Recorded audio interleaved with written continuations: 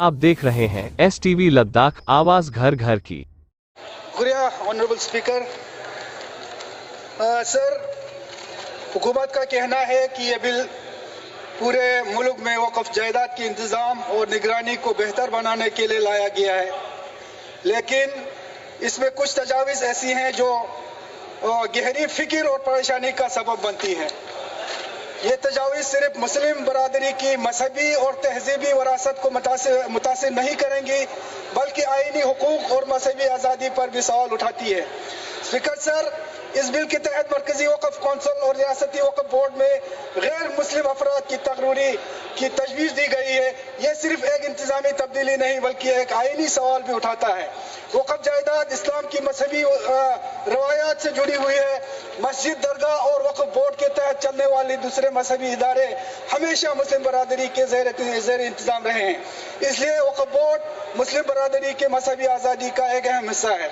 ये नए काम हमारे आईनी दायरे में आर्टिकल 26 की खिलाफ वर्जी करते हैं, जो हर मजहबी तबके को अपने मजहबी कामों के इंतजाम खुद करने का हक देता है।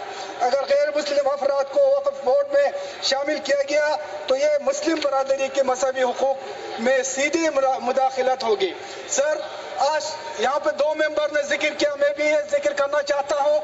बुद्ध गया में जो महाबोधि टेम्पल है, आज बुद्धिस्ट बरादरी के पूरे देश में उनके जो मजहबी पेशवा है, उनके मांग से आज पिछले कई महीनों से हड़ताल पे है, एहतजाज कर रहा है, क्योंकि मसला यही है कि उस जो महाबोधि टेम्पल है वो एक कमेटी के थ्रू चलता है। उस कमेटी में गैर बुद्धिस्ट मेंबर भी उसमें है।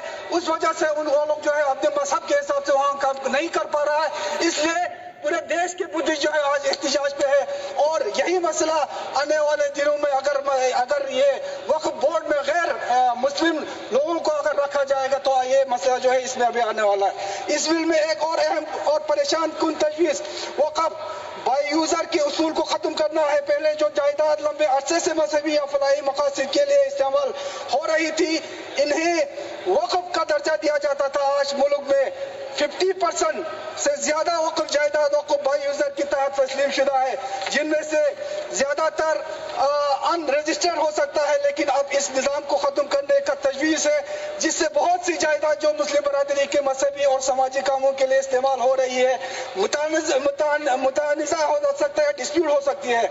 जो जायदाद 100 साल 200 साल या इससे भी ज्यादा अरसे से मजहबी कामों के लिए इस्तेमाल हो रही है, अब वो कहाँ से रजिस्ट्रेशन करवाएंगे? सर, इस बिल के तहत अपने ही जायदाद को वक्फ करने के लिए जो 5 साल की मजहबी इबादत लाजमी करार दी गई है, क्या ये आइन के आर्टिकल 25 के खिलाफ वर्जी नहीं है, जो कि हर शख्स को मजहबी आज़ादी का बुनियादी हक देता है?